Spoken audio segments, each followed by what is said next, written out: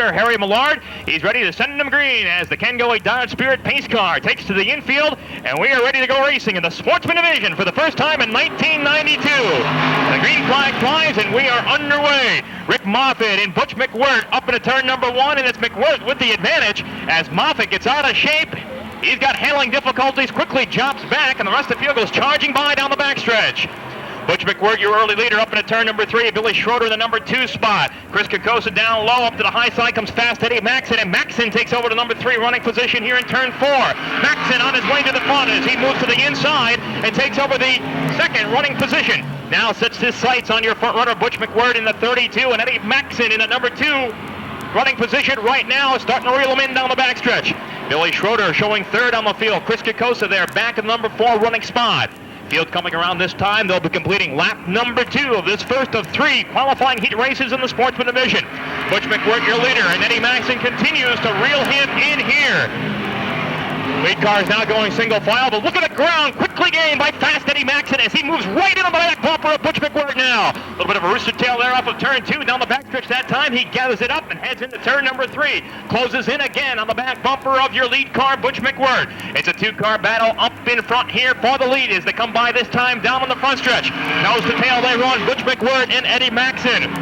Bill Schroeder with a problem on the Nichols 28 car. As he drops it to the inside, he'll drop from this event. In the meanwhile, Eddie Maxson makes a run at the lead and makes contact with your lead car, Butch McWhirt, but McWhirt hangs on to the number 1 spot as well.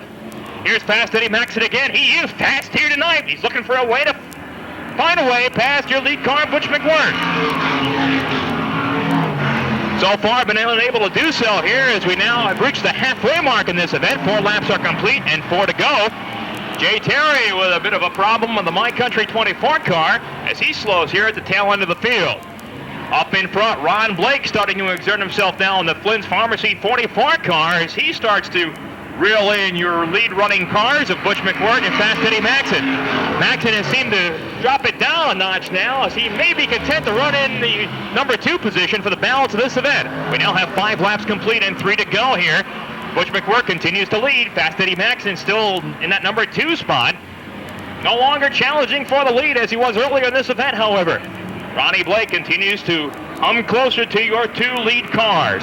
2 laps to go sign comes out here. Butch McWhirt, Eddie Maxson, and Ron Blake up into turn number 1. And there's about half a straightaway back to the stand in France, Texaco number 00, driven by Chris Kokosa out of Springfield, Mass. Look out as your lead car, Butch McWhirt, get out of shape off of 2 that time, allowing Eddie Maxson to take over the lead in the backstretch.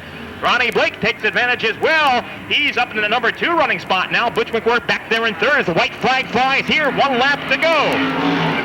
Your lead car, Eddie Maxson, up on the lead end. Fast Eddie looking fast for the first time here in 1992. The first race for the Sportsman Division cars alone of the 1992 season. And if he can negotiate these final 2 corners safely, Eddie Maxson will pick up the first checkered flag of the season for the Sportsman Division here at the Speedway. Checkered flag comes out, and indeed the win goes to the 83, the Schroeder chassis car of Fast Eddie Maxson.